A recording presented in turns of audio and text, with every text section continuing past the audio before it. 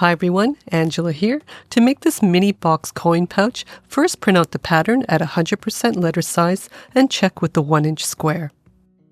You can find the link for this pattern down in the description below. Accurately cut out both pattern pieces. I'm using quilting cotton for the lining and the outer fabric. Cut the rectangular pattern piece out of both.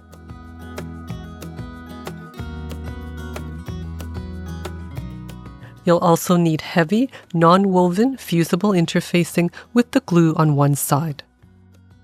Cut 2 pieces out of the interfacing. For the closure, we'll be using 1-inch wide hook and loop tape, also known as Velcro. Place the interfacing with the glue side up and the wrong side of the fabric on top.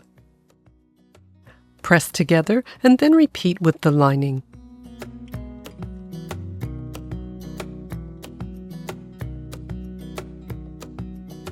Flip the outer piece to the interfacing side. Center the stitch line template on top and have the bottom with the notches lined up with the bottom edge of the fabric. From the template, make sure there's 1/4 inch on each side and at the top. Use a heat erasable ink pen to carefully trace all around.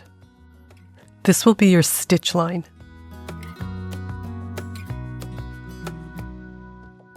On each side at the bottom, mark the notches onto the fabric.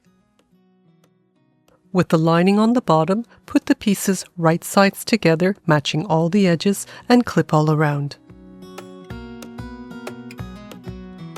The stitching will start from here and finish here, leaving an opening. I'm using the Juki TL-2010Q sewing machine. The link for this and the tools I use are down in the description below. If you're in Australia or New Zealand, click the link for Echidna Sewing and Juki Junkies for North America. Start the stitching with the back tack and with the needle down, pivot at all the corners and back tack to finish. If you're finding this video helpful, make sure to like, share, subscribe, turn on all notifications, and leave a comment below. As always, I'd love to know where in the world you're watching from.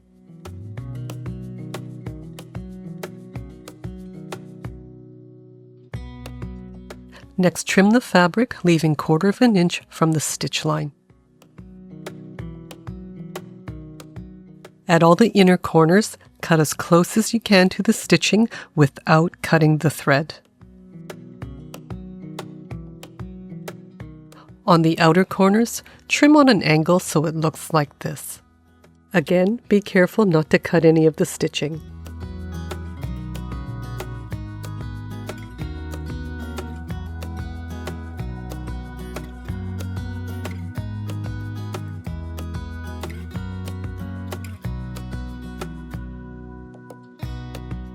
At the notches on each side, fold the edge over to the lining side. Turn over, and we're going to sew right on top of the previous stitching. Start with the back tack, stitch about 1/2 inch past the edge, and then trim the corners.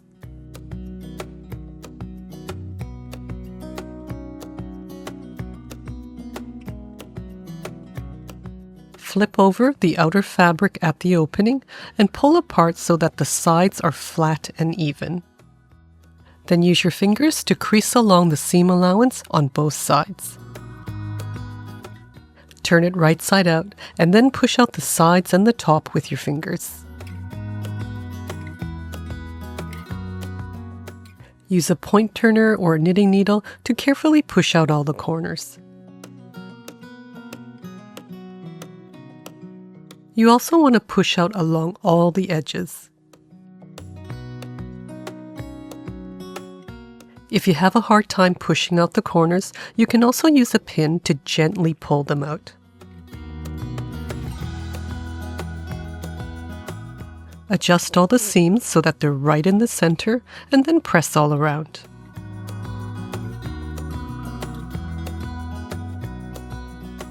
Turn over to the right side and make sure the fold at the opening is straight and just covers the lining. Turn over to the lining side, fold up each section so that it's straight across the bottom, and then press to crease it.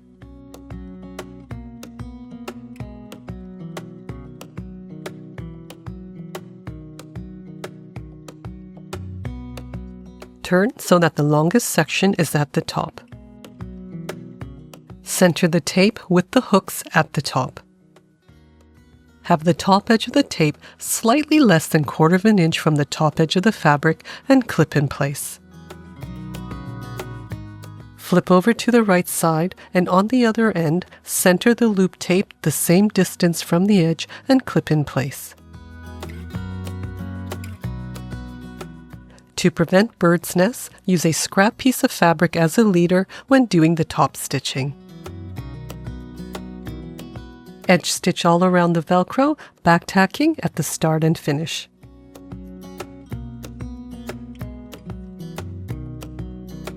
You can see by using a leader, the stitching on the back is nice and neat without any bird nesting.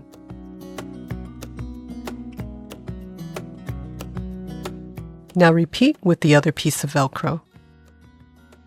Next, we're going to edge stitch just the 2 sides.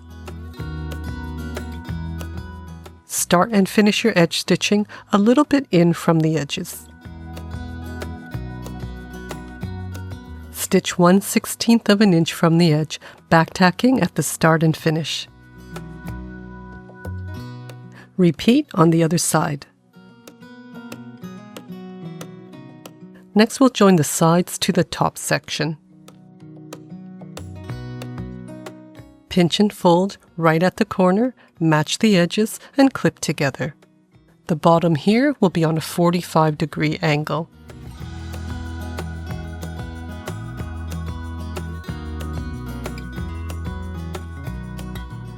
We'll start and finish the stitching just above the corners.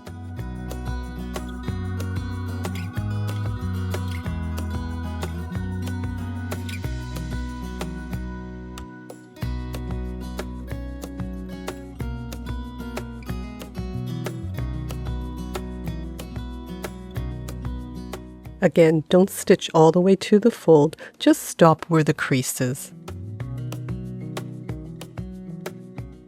On the bottom end, you'll notice that it's about 1/4 inch longer than the side.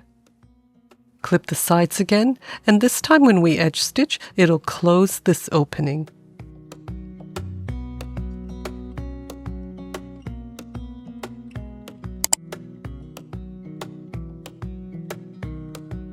Have the bottom of the box sitting nice and flat, then hold the front edges and push the sides in until they meet the top edge. Make sure the sides are even, fold down the top, and give it a press on the front and back. The Velcro closure is nice and secure, and you can see on the side there's no gaps, so your items won't fall out. It'll easily fit inside your pocket and so convenient to see everything at a glance. To make this a little bit extra special, I'm just going to hand stitch or glue on this little bow.